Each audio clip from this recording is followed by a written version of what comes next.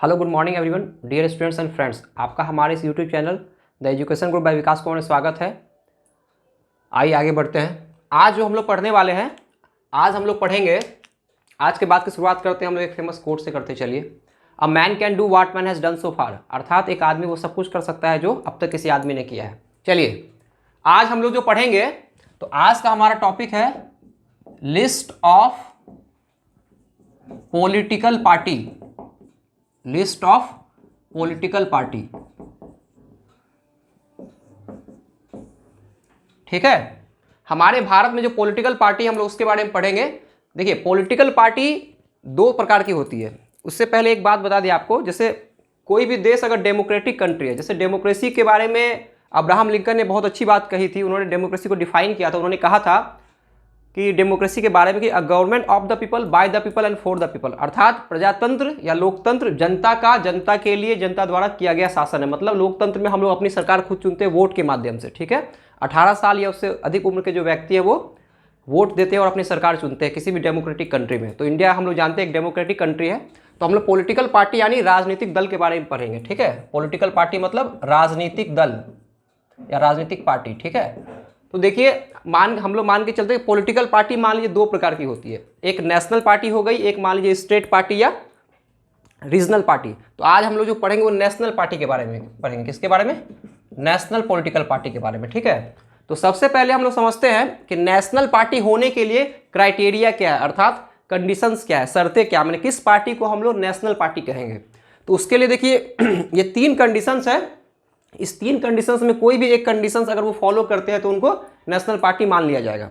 जैसे पहला कंडीशन क्या है, 2% of seats in Lok Sabha, LS मतलब Lok Sabha, 2% of seats in Lok Sabha from 3 different states, यानी कि लोकसभा में 2% सीट्स उसके आनी चाहिए, ठीक है। अगर लोकसभा में 2% सीट्स आता है वो भी 3 अलग अलग राज्यों से, ठीक है। जैसे मान लीजिए कोई भी 3 राज्य, मान लीजिए बिहार, मध्य प्रदेश, गुजरात, किसी भी 3 राज्य, कोई भी 3 राज्य हो सकते हैं। हमारे भारत में 28 राज्य है, उसमें से कोई भी 3 राज्य हो सकते हैं।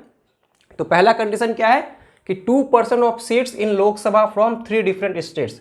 अगर कोई पार्टी हमारे भारत में 2% सीट्स ले आती है लोकसभा में से 3 डिफरेंट राज्यों से, तो उसको नेशनल पार्टी का दर्जा मिल जाएगा। दूसरा, पहला हो गया। दूसरा कंडीशन क्या है, देखिए कि लोकसभा और लेजिस्लेटिव असेंबली, लेजिस्लेटिव असेंबली का मतलब हो गया कि राज्यों में जो विधानसभाओं के चुनाव होते हैं, ठीक है। तो लोकसभा और लेजिस्लेटिव असेंबली में 6% वोट्स इन एनी 4 और मोर डिफरेंट स्टेट्स, यानी लोकसभा या विधानसभा के चुनाव में 6% वोट्स अगर आते हैं किसी पार्टी को, वो भी 4 या उससे अधिक के राज्यों में, तब उसको नेशनल पार्टी का दर्जा मिलेगा, ठीक है। और तीसरा कंडीशन है the party gets recognition as a state party in 4 states. अगर कोई पार्टी 4 डिफरेंट राज्यों में, यानी कोई पार्टी अगर 4 अलग अलग राज्यों में स्टेट पार्टी का दर्जा उसे प्राप्त है, तो उसे मान लिया जाएगा कि वह नेशनल पार्टी है, ठीक है। और ये जो है चुनाव, आप लोग जानते हैं कि भारत में चुनाव कराने का जिम्मा किसके ऊपर है? ECI मतलब इलेक्शन कमीशन ऑफ इंडिया। और यही जो है नेशनल पार्टी या स्टेट पार्टी का दर्जा प्राप्त कराती है। पूरे भारत में चुनाव कराने का जिम्मा या राजनीतिक दलों को चुनने का, उनको मतलब राजनीतिक दलों को मान्यता देने का जिम्मा ECI के ऊपर। ECI का मतलब इलेक्शन कमीशन ऑफ इंडिया, ठीक है। अब कुछ फैक्ट्स मैं बता दूं, जैसे बहुत से देश होते हैं जहाँ पे सिंगल पार्टी सिस्टम होती है, जैसे चाइना में सिंगल पार्टी सिस्टम है। बहुत से देश ऐसे होते हैं जिसमें डबल पार्टी सिस्टम होती है, जैसे USA और UK, ठीक है। पर हमारे इंडिया के संदर्भ में अगर बात करें तो हमारे इंडिया में मल्टी पार्टी सिस्टम है। यहाँ बहुत सारी पार्टी है, जैसा कि आप लोग नाम सुनते ही हैं। तो हमारे भारत में मल्टी पार्टी सिस्टम की व्यवस्था है, ठीक है। और नेशनल पार्टी की बात करें तो हमारे भारत में टोटल नेशनल पार्टी की संख्या 8 है। अगर आपसे एग्जाम में पूछा जाए या कहीं पे इस बात का जिक्र हो कि हमारे भारत में नेशनल पार्टी की संख्या कितनी है अब तक, तो नेशनल पार्टी की संख्या 8 है, ठीक है। और स्टेट पार्टी या रीजनल पार्टी की संख्या लगभग 54 है, ठीक है। आई होप, हम आशा करते हैं आप लोगों को समझ में आ रहा होगा। तो इतनी बातें हम लोगों ने समझी। आइए एक बार फिर से इसको समझा दें कि पहला शर्त है पॉलिटिकल पार्टी होने का, मैंने नेशनल पॉलिटिकल पार्टी, ठीक है। 2% of seats in Lok Sabha from 3 different states. दूसरा कंडीशन है लोकसभा या लेजिस्लेटिव असेंबली में 6% वोट्स इन एनी 4 और मोर डिफरेंट स्टेट्स, ठीक है। तीसरा शर्त है the party gets recognition as a state party in 4 different states. इस तीनों शर्तों में से अगर कोई भी एक शर्त को कोई भी एक शर्त को अगर फॉलो किसी पार्टी करती है तो उसे नेशनल पार्टी का दर्जा दे दिया जाता है, ठीक है। अब हम लोग इसके बाद पढ़ेंगे 8 पार्टी है, उसके बारे में 1 बाय 1 करके थोड़ी सी जानकारी उसके बारे में पढ़ेंगे, ठीक है। चलिए अब आगे बढ़ते हैं। आज हम लोग पढ़ रहे हैं, जैसा कि आप लोग जानते हैं, पॉलिटिकल पार्टी के बारे में। तो हमारे भारत में मैंने बताया है जैसे कि 8 पॉलिटिकल पार्टी है टोटल, ठीक है। नेशनल पॉलिटिकल पार्टी 8 है। तो उसमें से पहले सबसे पुरानी आईएनसी के बारे में, आईएनसी जिसे हम लोग कांग्रेस पार्टी भी कहते हैं, इसका फुल फॉर्म हो गया इंडियन नेशनल कांग्रेस। ये ओल्डेस्ट पार्टी है, ये भारत की सबसे पुरानी पार्टी में ओल्डेस्ट पार्टी हो गई आईएनसी, जिसे हम लोग कांग्रेस पार्टी कहते हैं शॉर्ट में, ठीक है। और इसकी स्थापना 1885 में हुई थी, 1885 को 1885 में इसकी स्थापना हुई थी ए.ओ. ह्यूम के द्वारा। ए.ओ. ह्यूम, जिसका पूरा नाम हो गया एलन ऑक्टेवियन ह्यूम, ठीक है। Allan Octavian Hume, A O. Hume short में आप याद रख सकते हैं। और अभी हाल ही में 2019 के लोकसभा चुनाव में इस पार्टी को 54 सीट्स आई थी, ठीक है, 54 सीट्स आई थी। तो पहला सबसे पुरानी पार्टी भारत की हो गई आईएनसी। मैंने इसके बारे में कुछ तथ्य आपको बता दिए। आगे बढ़ते हैं। सीपीआई, सीपीआई का फुल फॉर्म हो गया कम्युनिस्ट पार्टी ऑफ इंडिया, ठीक है। और इसकी स्थापना 1925 में हुई थी, 1925 में सीपीआई की स्थापना हुई थी। और इस पार्टी का प्रेजेंस यानी उपस्थिति, यानी ये पार्टी अभी मुख्य रूप से किस किस राज्यों में सक्रिय है? केरला, वेस्ट बंगाल, पंजाब, आंध्र प्रदेश और तमिलनाडु, ठीक है। हम कोशिश करेंगे कि हर पार्टी के बारे में आपको थोड़ी थोड़ी जानकारी दे सके, और इसका विस्तृत नोट्स जो है हमारे व्हाट्सएप और टेलीग्राम पे उपलब्ध कराया जाएगा, ठीक है। तो धीरे धीरे आराम से हम लोगों को सीखना है और आगे बढ़ना है। तीसरा बीजेपी, जिसका फुल फॉर्म है Bharatiya Janata party, BJP Bharatiya Janata party, ठीक है, जिसकी स्थापना 1980 में हुई। और इसके फाउंडिंग मेंबर्स में से अटल बिहारी वाजपेयी और लाल कृष्ण आडवाणी शामिल हैं। ये भारतीय जनसंघ, जो भारतीय जनसंघ जिसकी स्थापना 1951 में श्यामा प्रसाद मुखर्जी के सहयोग से हुई थी, तो इसी भारतीय जनसंघ पार्टी को बाद में रिवाइव करके, ठीक है, रिवाइव करके बीजेपी का गठन किया गया। और जानते ही आप लोग बीजेपी का चुनाव निशान प्रतीक है कमल यानी लोटस, ठीक है, कमल छाप। और अभी वर्तमान समय में बीजेपी के जो राष्ट्रीय अध्यक्ष हैं, 11वें अध्यक्ष हैं जेपी नड्डा, आप लोगों ने सुना होगा। तो अभी वर्तमान समय में बीजेपी के 11वें अध्यक्ष हैं जेपी नड्डा, ठीक है। आई होप आप लोगों को समझ में आ रहा होगा। तो हम लोगों ने 3 के बारे में पढ़ा, और पढ़ेंगे हम लोग 5 और पार्टी रह गई है, उसके बारे में पढ़ेंगे हम लोग, ठीक है। हम आशा करते हैं कि आप लोगों को समझ में आ रहा होगा। अब आगे बढ़ते हैं, चलिए आगे बढ़ते हैं। अब हम लोग देखेंगे चौथे नंबर पे सीपीआई-एम, ठीक है, जो सीपीआई से ही स्प्लिट होकर ये पार्टी बनी, सीपीआई यानी communist party of India, M से मार्क्सिस्ट, ठीक है, मार्क्सिस्ट यानी MARXIST, ठीक है, एम का पूरा हो गया, फुल फॉर्म हो गया मार्क्सिस्ट, ये सीपीआई-एम। इसकी स्थापना 1964 को हुई। सीपीआई की स्थापना मैंने पहले बताया है 1925 में, उसी से स्प्लिट होकर ये पार्टी बाद में 1964 में बनी, ठीक है। और इस पार्टी का जो प्रेजेंस है यानी उपस्थिति, यह वेस्ट बंगाल में है, त्रिपुरा में है और केरला में है। आप लोग जानते ही हैं, वेस्ट बंगाल यानी पश्चिम बंगाल जिसकी राजधानी कोलकाता है, त्रिपुरा जिसकी राजधानी अगरतला है, और केरला जिसकी राजधानी तिरुवनंतपुरम है, ठीक है। अब बीएसपी, बहुजन समाजवादी पार्टी, ठीक है, बीएसपी 1984 में इसकी स्थापना हुई, और काशीराम इसके संस्थापक मेंबर थे, ठीक है। और इस पार्टी का प्रेजेंस यानी उपस्थिति अभी किस किस राज्यों में है? यूपी, एमपी, छत्तीसगढ़, उत्तराखंड, ठीक है। UP means Uttar Pradesh, MP means Madhya Pradesh, Chhattisgarh आप लोग जानते ही हैं, और उत्तराखंड, ठीक है। उत्तर प्रदेश जहाँ की राजधानी लखनऊ है, मध्य प्रदेश जानते हैं आप लोग, छत्तीसगढ़, उत्तराखंड, ठीक है, उत्तराखंड की राजधानी देहरादून।